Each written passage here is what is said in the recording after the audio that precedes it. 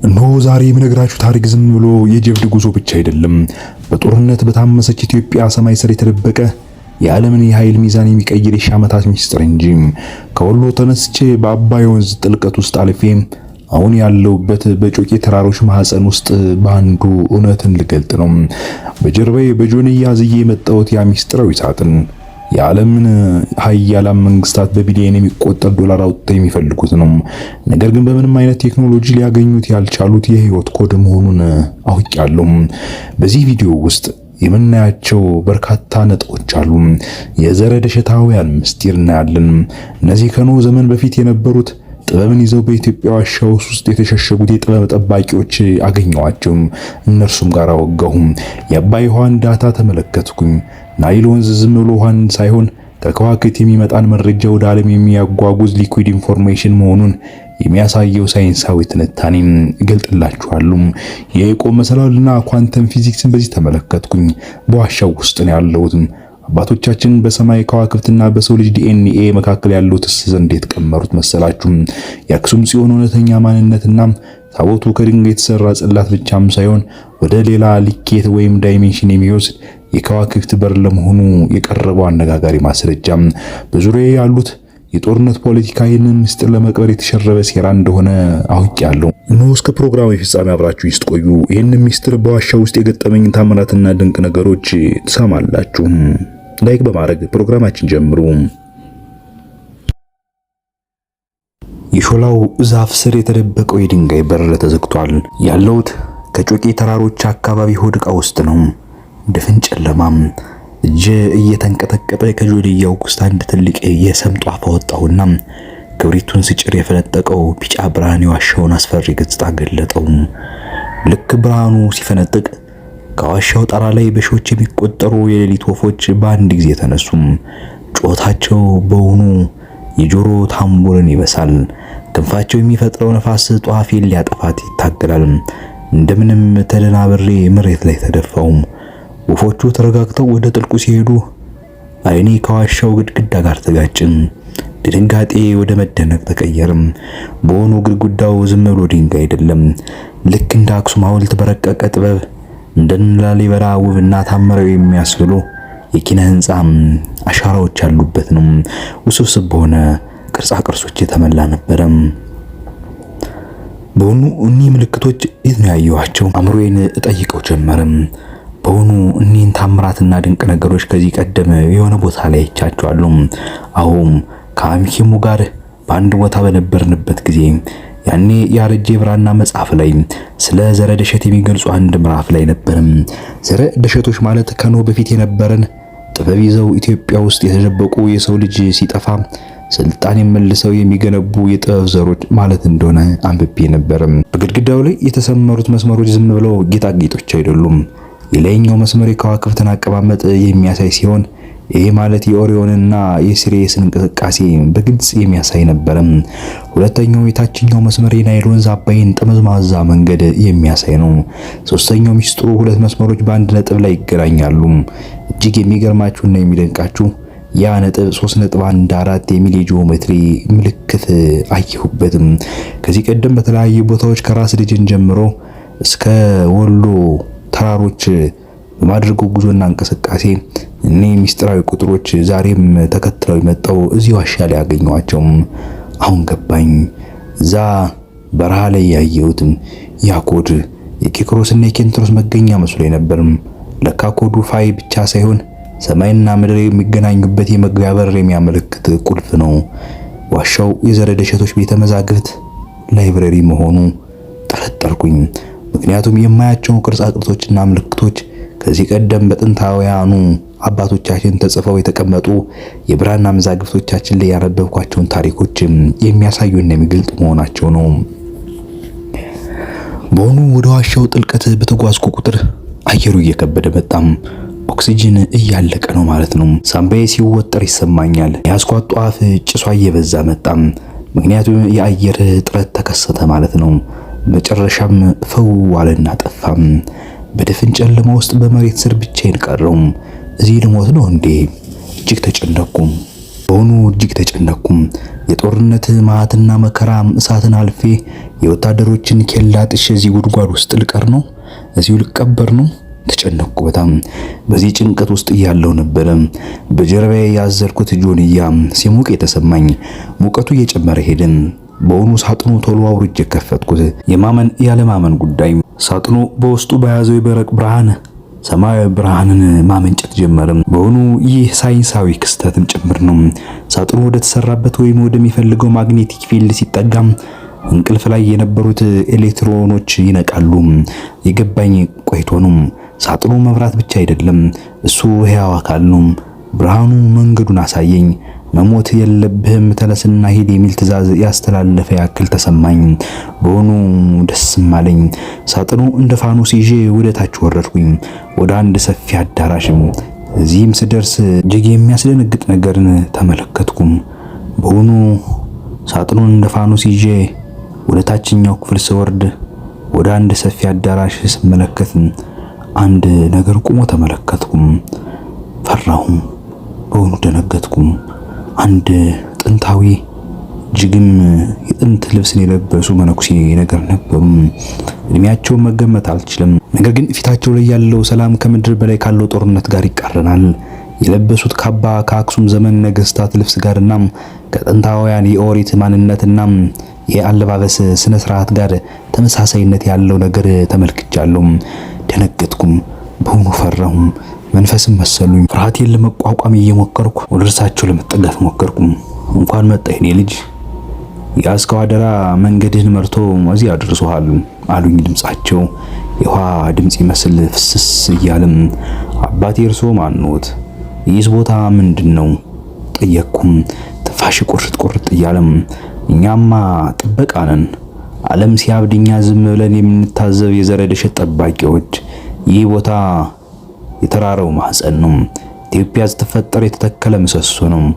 ይህ የአባቶቻችን ድንቅና ልዩ ውብ የሆነ ታምራትና ታላላቅ ነገሮች የተሰሩበትና የተከወኑበት እጅግ በርካታ ሚስጥሮች የተፈጸሙበት ድንቅ የአባቶቻችን የውርስ ቦታ ነው ብለው ፈገግ አሉ። መነኩሴው በትራቸውን ወደ መሬት መምታት ጀመሩ። እጅግ በሚገርም ሁኔታ በድንገት ከዋሻው ጣራ ላይ በተሰሩ ረቂቅ የሆኑ የመስታወት ቱቦ ማስተላለፊያዎች አማካኝነት ከላይ ከምድረ ገጽ ከፀሐይ ወይም ከጨረቃ የሚመጣም ብርሃን ተሰብስቦ ወደ ዋሻው እንዲገባ ያደረጉበት መንገድ ነው። እጅግ የሚገርም ነበር። እሱ ብርሃን ነበረ ያጥለቀለቀው። ይህ ቴክኖሎጂ ዛሬ ሳይሆን ከሺህ ዓመት በፊት የተሰራ ነው። ከላይ ፀሐይ ስትኖር ብርሃኗን ሰብስቦ ወደ ታች ያወርዳል። ዘመናዊው የሶላር ፓነል ማለት ነው። ዋሻው በወርቃማ ብርሃን ደመቀም። መነኩሴው እጄን ይዘው ወደ አዳራሹ መሃል ወሰዱኝ። እጅግ አረጋዊ ሲመስሉ ጠንካራ ሲመስሉ የለበሱት ልብስና የፊታቸው ገጽታም አዛውንት የሚያስመስላቸው። እዚህ ከአንድ ጥቁር ድንጋይ ስር አንዲት ቀጭን የውሃ ጠብታ ትንጠባጠባለች። ጠብ ጠብ ጠብም። ውሃዋ መሬቱን ነክታ ወደ ስንጥቃቱ ውስጥ ትገባለች። ይህ ምን እንደሆነ ታውቃለህ? አሉኝ። እኔ አረጋዊ ሰው ውሃ ነው አባቴ አልኳቸው። አይደለም፣ ይህ ውሃ ብቻ አይደለም፣ ይህ የአባይ ነፍስ ነው አሉ መነኩሴው እኔን እየተመለከቱም። ሳይንስ እንደሚለው አባይ ከጣና ይነሳል ወይም ከግሽ አባይ ይፈልቃል። መነኩሴው ግን ሌላ እውነት ነገሩኝ። ልጄም የሚነገራችሁ ነገር ሁሉ እውነት ላይሆን ይችላል። ምድራችን በእርግጥ በረቂቅ ምስጢርና ባልተገለጠ እውነት እስከዛሬ ቆይታለች። ነገር ግን አሁን ዘመኑ የመገለጥ ነው። ዘመኑ እውነታውን ወደ ዓለም የማድረስ ዘመን ነው። ይኸውልህ ልጄም አባይ ወንዝ ብቻ አይደለም፣ አባይ የመሬት ደም ነው። ግሽ አባይ የሚታየው አይን ነው። ይህ ግን የተሰወረው ልብ ነው። ይቺ ጠብታ ከጨረቃ ስበት ጋር ቀጥተኛ ግንኙነት አላት። አሁን ይቺ የምታያት ጠብታ ከጨረቃ ዑደት ጋር ከጨረቃ ማንነትና ስበት ጋር ቀጥተኛ ግንኙነት አላት አሉ መነኩሴም። እነዚህ ጠብታዎች የሚንጠባጠቡት በልብ ትርታ ፍጥነት ነው። የመነኩሴው ማብራሪያ ቀጥሏል። እጅግ ረቂቅና እውነት ነው። ይህ ውሃ ከመሬት ጥልቀት የሚመጣም ያልተበከለ ውሃ ነው። በጣም የሚገርመው ነገር ከከዋክብት ካርታ ጋር የሚገናኝ ነገርም አለው። ይህ ናይል ወንዝ የሚሉት ከኢትዮጵያ ተነስቶ በውኑ ግብጽ የሚገባው በሰማይ ላይ ካለው የሚልኪ ዌይ ጋላክሲ ጋር ትይዩ ነው አሉኝ እሳቸው። እና ሌላም ሚስጥር አለው የስበት ኃይል ጋር ጨረቃ ሙሉ ስትሆን እነዚህ ዋሻዎች ውስጥ ያሉ ጠብታዎች ፍጥነት ይጨምራል። ጨረቃ ስትጠፋ ይቀንሳል። ይህ የሚያሳየው የኢትዮጵያ ተራሮች ከጠፈር ጋር ማግኔቲክ ገመድ እንዳላቸው ነው አሉ እኒህ ሰው የሚናገሩት ነገር ሳይንሳዊና ሃይማኖታዊ ነገሮችን አቀላጅተው እጅግ የሚገርምና አለማመን የማይቻል እውነት እንደሆነ ከሚናገሩት ነገርና ካሉ መረጃዎችና ማስረጃዎች ከሚናገሩት ሳይንሳዊ መላምቶችና ትንተናዎች ጋር አዋሃጄ ላምናቸው ተገደድኩ። በሳጥኑና በውሃው መካከል ያለ ግንኙነት አለ። መነኩሴው ሳጥኑን እንድከፍት አዘዙኝ። ሳጥኑ ሲከፈት በውስጡ የነበረው ክሪስታል የውሃውን ድምጽ ፍሪኮንሲ ተቀብሎ ማብራት ጀመረ። አየ ልጄም አሉ መነኩሴም፣ ዓለም በጦርነት የሚታመሰው ይህ ሚዛን ሲዛባ ነው። ሰዎች የተፈጥሮን ሕግ ጥሰው የውሃውንና የከዋክብትን ቋንቋ ሲረሱ ሰላም ይጠፋል። እናም ልጄም ዓለምን ለማስተካከልና ለመግራት ወደ እውነት መመለስና ከተፈጥሮ ጋር መተባበር ይበጀናል አሉ። እንግዲህ በዚህ ከምድር በታች በሺህ ሜትር ጥልቀት በሚገኘው በዚህ በተራራው ሆድ ውስጥ ተክዣለሁ። ግርሞኛል፣ ደንቆኛልም። ጊዜ ቆመ ይመስላል። በጆንዬ ያስኩት ሳጥን አሁንም ሳጥን እንዳልሆነ ገብቶኛል። የዚህ ዋሻ ልብ ነው እንዴ? የዋሻው ግድግዳዎች በፈጠሩት የፎስፎረስ ብርሃንና ከሳጥኑ የሚወጣው ሰማያዊ ጨረር ታግዘን እኔና ያ ሚስጥራዊ መነኩሴ የዘረር እሸት ጠባቂው ወደ ውስጠኛው የእውቀት አዳራሽ መጓዝ ጀመርን። መነኩሴው አባ ሕርያቆስ እንደሚባሉ ነገሩኝ። ይህ ስም በእርግጥ ኮድ እንደሆነ ገብቶኛል። መነኮሳት ትክክለኛ ስማቸውን አይነገሩም። ነገር ግን ሁሉን የሚያግባባ አንድ ስም ይኖራል። ይህ ማለት በሚስጥር አዋቂዎችና በፈላጊዎች መካከል ለመገናኘትና ለመግባባት የሚደረግ ስም እንደሆነ ገብቶኛል። አባ ሕርያቆስ ይባላሉ። በሆኑ እርምጃቸው እንደ መንፈስ ቀለል ያለ ነው፣ ግን ንግግራቸው የእውቀት ክብደት አለው። እያንዳንዱ የሚናገሯት ቃል ከዚህ በፊት የተጓዝኩባቸው መንገዶች ራስ ደሸንና ላሊበላ ወሎን በአዲስ ትርጉም የሚፈታ ነው። እጅግ የሚገርም ነው። ከዚህ ቀደም እንደ ቀልድና ቀላል ነገር አይቼ ያለፍኳቸውና ሰምቼ ቸል ያልኳቸው ነገሮች እዚህ ላይ ታላቅ ምስጢርን የተሸከሙ ሆነዋል። በሆኑ እየተራመድን መነኩሴው ግድግዳው ላይ ወደ ተቀረጸ አንድ ግዙፍ የኢትዮጵያ ካርታ ጠቆሙ። ካርታው ግን የወረቀት ሳይሆን በብርሃን የሚንቀሳቀስ ሆሎግራም የሚመስል ነገር ነው። ናቡቴ ተመልከት አሉኝ አባ ሕርያቆስም። ናቡቴ ብዬ ስሜን አልነገርኳቸውም። እንዴት እንዳወቁትም ግራ ገብቶኛል። ናቡቴ ተመልከት አሉኝ አባ ሕርያቆስ በትራቸውን ወደ ካርታው እየሰደዱ። ዓለም ኢትዮጵያን እንደ ሀገር ብቻ ታያለች፣ እኛ ዘረ ደሸቶች ግን ብለው ረጅም ትንፋሽ ተነፈሱ። ኢትዮጵያን የምናያት እንደ አንድ ግዙፍ የኤሌክትሮኒክ ማዘር ቦርድ ነው አሉ በእንግሊዝኛ። በሆኑ ትንታኔያቸው አእምሮዬን አናጋው። እንዲህ ሲሉ አብራሩልኝ። ይኸውልም ራስ ደጀን ዘአንቴና ነው የምንለው። በሰሜን ተራሮች ያየው በረዶና የድንጋይ ክምችት ዝም ብሎ አይደለም። ራስ ደጀን ወደዛ እንድትሄድና ወደዛ እንድታመራም የተጠቆምክበት ዋና ምክንያት የዚህ ሁሉ ሲስተም አንቴና መሆኑ ነው። ይኸውልም ብለው ቀጠሉ። ከሲሪየስ እና ኦሪዮን የሚመጣውን ኮስሚክ ጨረር ይቀበላል። ያኔ በበረዶ ውስጥ ያገኘው ንዝረት ዳታውን ወደ መሬት ሲያስገባ መሆኑ ነው። ይህ በሚገባህ በተማርክበት ዓለም አቀፋዊ ቋንቋ እየነገርኩ ስለሆነ ነው። እኛ የምንጠራውና የምንገልጸው ግን በሌላ በራሳችን በሆኑ ቃላትና ያገባብ ስነ ዘዴ ነው አሉኝ። ይኸውልም ሌላው ላሊበላ ነበረ። ያነ ፕሮሰሰሩ ነው። በእናንተ አጠራር እንግዲህ እንዲህ ነው የሚባለው ፕሮሰሰር አሉ መነኩሴ። ላሊበላ ለምን ካለት ተወቀረም? ለምንስ ከኦሪዮን ጋር ተስተካከለም? ምክንያቱም አለት መረጃን የማከማቸት አቅም እንዳለው አልተማራችሁም አሉ። እኒህ ሰው ምን እያሉ ነው? ግራ ገባኝ። ይኸውልም እዚህ ምድር ላይ እንዲሁ የተፈጠረና እንዲሁ የተሰራ ነገር የለም። ላሊበላ የዚህ ሲስተም ፕሮሰሰር ነው፣ ወይም ደግሞ በእናንተ አጠራር ሲፒዩ ማለት ነው ብለው ፈገግ አሉ።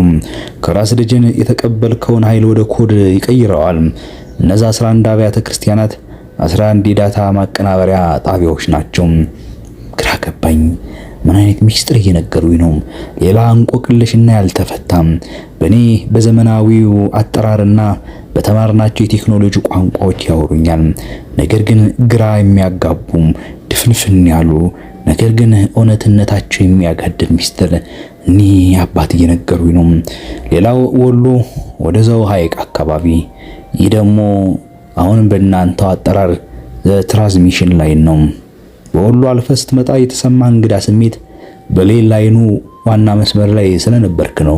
የሐይቅ እስጢፋኖስ ውሃ እንደ ኩሊንግ ሲስተም ልታየው ትችላለህ፣ ወይም ማቀዝቀዣ ሆኖ ለዚህ ግዙፍ የኃይል መስመር ያገለግላል። እኔ ግራ ገባኝ። እኒህ ሰውዬ የሚናገሩት ነገር ምንድነው?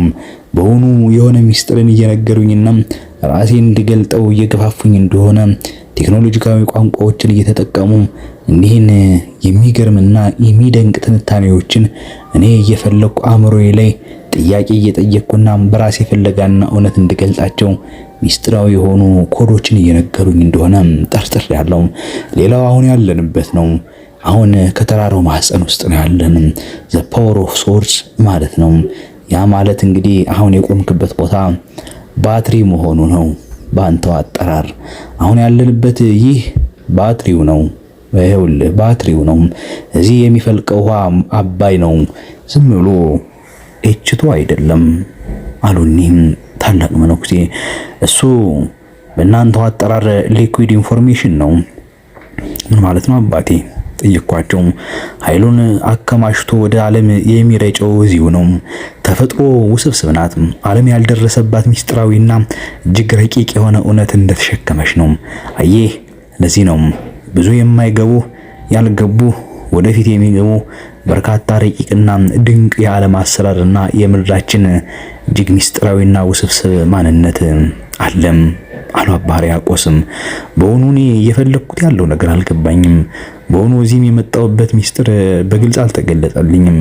የነገሩኝ ያለ ሚስጥራዊ የሆኑ ወሬዎችና ሚስጥራዊ መልእክታትም ፈጽሞ ሊገቡኝ አልቻሉም። ወይ ጌታ ሆይ፣ ሌላ መከራም፣ ሌላ ፍለጋም፣ ሌላ መታከትም ምን አይነት ነገር ነው? ምን አይነት ውስጥ ነው ያለሁት? አእምሮዬ በእውኑ ተጨናነቀም። በሐሳብ ተመልቼም ዝም ብዬ አካባቢውን እቃኝም ጀመረ። ወደ ዋሻው ይበልጥ ጠልቀን ስንገባ ግድግዳው ላይ የሚታዩ ቅርጾች ወደ ድርብ ሄሌክሲ ወይም ደግሞ ዲኤንኤ ቅርጽ ተቀይረዋል። መነኩሴው እዚህ ጋር ቆሙና አይኔን በረጅሙ ጽሞና ተመለከቱኝ። ናውቲም ስለ ያዕቆብና ስለ ልጆቹ በመጽሐፍ ቅዱስ አንበባሃል፣ ግን ሚስጥሩ አልገባህ ይሆናል። ምን ማለት ነው አባቴ አልኳቸው። ያው የያዕቆብ መሰላል ማለት አንድምታ ትርጓሜ እመቤታችን ናት። ምክንያቱም ከያዕቆብ ዘር ከሆነው ዳዊት ከዳዊት ሰለሞን ከሰለሞን ዘር የሆነችው እመቤታችን ተወልዳለችና ከእመቤታችን ተወልዶ ኢየሱስ ክርስቶስ ችን ዓለም ነጻ አውጥቷታልና ለዛም የያዕቆብ መሰላል ትባላለች እመቤታችን። ነገር ግን አንድምታ ትርጓሜውን ለጊዜው እንተውና ስለ ያዕቆብ ዘር ትንሽ እናወራ አሉኝ። የያዕቆብ ራስጌው ላይ ድንጋይ ተንተርሶ ሲተኛ መሰላል ከምድር እስከ ሰማይ ሲዘረጋ ተመልክቷል አይደል? መላእክት ሲወጡና ሲወርዱም አየም። ያ መሰላል ምን ይሆናል ብለህ ታስባለህ? አላቅም አባቴ። ያ መሰላል ዲኤንኤ ቢሆንስ? ዲኤንኤ ኮድ ያዕቆብ ያየው የሰው ልጅን የዘር ኮድ ጄኔቲካሊ ኮድ ከከዋክብት ጋር ያለውን ትስስር ቢሆንስ? ሌላ ጥያቄ ፈጠሩም። የኢትዮጵያዊ ንጉስ ቤተሰብ የዳዊት ዘር ወይም የሶሎሞን ደም የምንለው የፖለቲካ ጉዳይ አይደለም አሉ አባ ሕርያቆስም። እሱ ባዮሎጂካል ኮድ ነው። ታቦተ ጽዮን ዘአርክ ኦፍ ዘ ኮቨናንት ይሏታል ነጮቹም። ለመሸከም ለምን የዛዘር ደም አስፈለገ መሰለህ? መጽሐፍ ቅዱስ ስለምን ያንን ይነግረናል? ምክንያቱም ታቦቱ ከፍተኛ ራዲዬሽን እና ኳንተም ኃይል ስላለው ነው። አልገባኝም። ይኸውልህ እግዚአብሔር እችን ምድር እንዲሁ አይደለም የፈጠራት። በማትማቲክስ እና በፊዚክስ ሕግ አቀናብሮ እጅግ በሚገርም ድንቅ ጥበብና ዕውቀት አዋህዶ ነው የፈጠራት። ያን ኃይል መቋቋም የሚችለው በዲኤንኤ ውስጥ የተለየ ፍሪኩዌንሲ ማች ያለው ሰው ብቻ ነው። አንተም እዚህ ቦታ የመጣኸው ብለው ፈገግ አሉ። ምናልባት ደም ውስጥ ያለው ያ ኮድ ይሆንን? እሱን አናቅም። አባ ሕርያቆስ ሌላ ሚስጥር አወሩም። ምን ለማለት እንደፈለጉ አልገባኝም።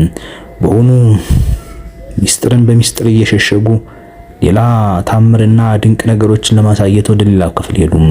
ከትንሽ ጉዞም በኋላ ቅድም ወደ አየኋት የምትንጠባጠብ የውሃ ምንጭ ተመልሰን እንዲህ አሉኝ። አሁን ውሃው ቀለሟን ቀይራለች፣ እንደምትመለከታት አታበራም እንዴ? ታበራለች አሉኝ። ሳይንቲስቶች ዋተር ሚሞሪ የሚባል ነገር እንዳገኙ ሰምተህ ይሆናል አሉ መነኩሴው። ውሃ መረጃን ይይዛል። አባይ ከጮቄ ተነስቶ ግብጽ ሲደርስ ዝም ብሎ አፈርና ውሃ ብቻ አይወስድም። የዚህ ምድር ጸሎት፣ ታሪክ እና የዘረደሸትን ኮድ ይዞ እንደሚሄድ ማመን አለብህ። በእርግጥ ይሄ ውስብስብ ነው፣ ለማመንም ሊከብድ ይችላል። ነገር ግን እውነት ነው። ምንም ማድረግ አንችልም። ለግብጽ ስልጣኔ አባይ የሚወስደው መረጃም ጭምር እንደሆነ መረዳት አለብን። መነኩሴው አሁን ሳይንሳዊና መጽሐፍ ቅዱሳዊውን እውነት እያዋሃዱ እየተነተኑልኝ ነው። በመጨረሻው ዘመን አባይ ደም ይሆናል የሚለው ትንቢት የኬሚካል ለውጥ አይደለም። አባይ ውስጥ ያለው የተደበቀው የጥንት መረጃም ሲገለጥ ለዓለም አንድ ፍርድ ይሆናል ማለት ነው። አሁን ጦርነቱ እዚህኛ ተራራ ማህፀን ላይ የበረታው ለዚህ እንደሆነ መገንዘብ አለብን። የዓለም ሀያላን ይህንን የውሃ ዳታ ለመቆጣጠር ይፈልጋሉ። ሚስጥራዊ ማህበራት እንግዲህ ከገባህ እውነታውን እየነገርኩ ነው አሉ። አንድ ትልቅ የብራና መጽሐፍ ተዘርግቶ ተመለከትኩኝ። ፊደላቱ በእውኑ የግዕዝ ናቸው፣ ግን እንደ ማትሪክስ ወደ ታች ይፈሳሉ። ና ብለው ወሰዱኝ። እኔ መነኩሴ መጽሐፍ ቅዱሱ የታሪክ መጽሐፍ ብቻ አይደለም አሉ አባ ሕርያቆስ። እሱ እንደናንተው አጠራር የኳንተም ፕሮግራም ነው። በዕብራይስጥና በግዕዝ ፊደላት ውስጥ የቁጥር ዋጋ አለ። እያንዳንዱ ፊደል ድግግሞሽ አለው ብለው ቀጠሉ። ምናልባት እኛ የምንፈልጋቸው ሚስጥራት ይህንን ኮድ የሚፈቱ ዲኮደሮች ሊሆኑ ይችላሉ። ዓለም ልጠፋ ነው ሲባል ዓለም በኒውክሌር ትቃጠላለች ማለት ሳይሆን የአሁኑ ታይም ሳይክል ወይም የጊዜ ዑደት ያበቃል ማለት ነው። መጽሐፉ እንደሚለው ሰማይ እንደ ብራና ይጠቀለላል። ይህ በፊዚክስ ዳይሜንሽናል ሽፍት ወይም የልኬት ሽግግር ይባላል እና የዘረደሸቶች እየጠበቅን ያለነው ይህንን ፕሮግራም ነው። ኢትዮጵያ የዚህ ሽግግር ማዕከል ሴፍ ዞን ናት ማለት ነው። ምናልባት ስለ ሜጀር ትራንዚት ታይም ታውቂ ይሆናል ብለው ቀጠሉ። ይህ ሜጀር ትራንዚት ታይም ምናልባት ነጮቹ 2012 ብለው በትንታኔያቸው የገለጡት ያነ ዘመን መሰለኝ። ቀጠሉም። ጉዟችን ወደ ማብቂያው ሲደርስ እንዲህ አሉ። ይኸውልን አውቲ፣ ይህ አሁን ያለንበት ባትሪው ነው። ላሊበላ እንግዲህ ፕሮሰሰሩ ነው ብያለሁ፣ በእናንተ በዘመኑ አጠራር። ታዲያ ስክሪኑ የት ነው ነው ጥያቄው። ውጤቱ የሚታየው የት ነው? ውደቱ የሚከወነው የት ነው? ምናልባት ከታቦተ ጽዮን ጋር የሚያገናኘው አንድ ነገር እንዳለ ይነገራል። እንግዲህ አንተ እሱን መርምረህ ትደርስበታለህ። ከእንጨትና ከወርቅ የተሰራ ሳጥን ብቻ አይደለም፣ ዘ ፖርቴብል ስታርጌት ወይም የኮከብ በር እንደሆነ ታቦቱን መረዳት አለብን። ሙሴ በሲና ተራራ ያገኘው ያነ አሁን በኢትዮጵያ ማዕፀን ውስጥ ተቀምጦ የጊዜው መድረስን ይጠብቃል። አሁን ጦርነት አለም፣ አሁን መንገድ ተዘግቷል አይደል? ዓለሙን ያየው ነው። ምናልባት ታቦቱ ይሳጥንና ቦታው ሲገናኙ የኢትዮጵያ ሌላ ዓይን ሙሉ በሙሉ ይበራል። ያኔም እንግዲህ የምናየው ይሆናል ብለው ፈገግ አሉ። ምክንያቱም የሰው ልጅ ንቃተ ህሊና በአንድ ጊዜ ወደ ከፍታ ደረጃ ስለሚሸጋገር ታምራት የሚፈጠሩበት ዘመን ይመጣ ይሆናል። ምናልባት በእያንዳንዳችን የኢትዮጵያውያን አእምሮ ላይ የንቃት የመነሳሳትና ችግርን ድል አድርጎ ሀገርን ወደ ከፍታ የምናሸጋግርበት ዘመን ሊወለድ ይችላል። ናቡቴ ወይ ሂድ፣ ተጓዝ፣ ከአሲምባ ማህፀን ያየኸውና የሰማኸውን ትናገር ዘንድ እመክርሃለሁ። አባ ሕርያቆስ ቀጠሉም። ይኸውልም ሄደህ ከአባቶች ቡራኬን አግኝ። አባ መናን አግኛቸው፣ ከእርሳቸው ቡራኬን አግኝ። አንድም ኤርትራ ወደ አሲምባም ወይም ወደ ሱዳን ጠረፍ ማህበረ ሥላሴ ካንዱ የእሳቸውን አሻራ ታገኛለህ። እሳቸው የሚመራህ መንገድ በዛ ታገኛለህ። አይዞ እሳቸውን አገኛቸው። ሂድ ልጅ አሉኝ አባ ሕርያቆስ። ይህንን የአባይ የውስጥ ለውስጥ መስመር ይዘህ ተጓዝ። ውሃው ምናልባት ወደ ተለያየ አቅጣጫ ይወስዳል። አንድም ወደ ጎንደር፣ አንድም ወደ ትግራይ የሚያደርስ ሚስጥራዊ መንገድ አለው። ሳጥኑን አጥብቄ ያዝኩ። በዘመናት ጥበብ፣ በሳይንስ ትንታኔና በትንቢት ተሞልቼ ወደ ጨለማው የውሃ ቱቦ ዘለልኩም። አሁን ጉዞዬ በከዋክብት ሳይሆን በምድር ደም ስር በናይል የልብ ትርታ በኩል ወደ መጨረሻው ፌርማታ የመወርድ ያክል ተሰማኝ።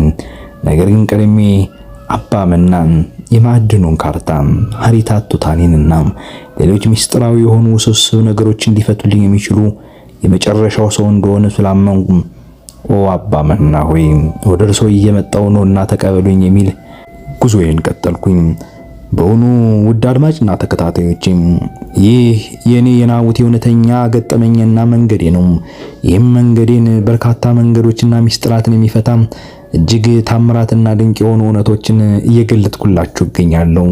ይህ የኔ ናቡቴ መንገድ ነው። ናቡቴ ሆይ ጊዜው ሲደርስ ዘመዘነ ጸርኮ ከፈልከ ታነብብን ዛይመር ከፈዱ ከጻፈ ወቀብ ምስጢር አበው በእውኑ ካየው ከፍለ ተናገር ካወቅከው ከፍለ ጻፊ አባቶች ሚስጥር ጠብቅ ነበር ያሉኝ። እነሆ ውድ አድማጭ ተከታታዮችም ካየሁት ከፍዬ እየነገርኳችሁ ነው። ካወቅኩት ከፍዬ እየጻፍኩ ነው። የአባቶችን ሚስጥር እየጠበቅኩኝ ለናንተ በሚመጥንና በሚገባ መልኩ ይዤላችሁ እየቀረብኩ ነው። ቀጣዩን ክፍል ይዤላችሁ ቀርባለሁ። ይህንን ዓለም ይስማው ያድምጠው ካላችሁም ላይክ እና ሳብስክራይብ ያደረጋችሁ ለሰዎች ሼር በማድረግ አጋሯቸው። ሰላም ለሀገራችን ለኢትዮጵያ፣ ለዓለም ሁሉ ሰላም።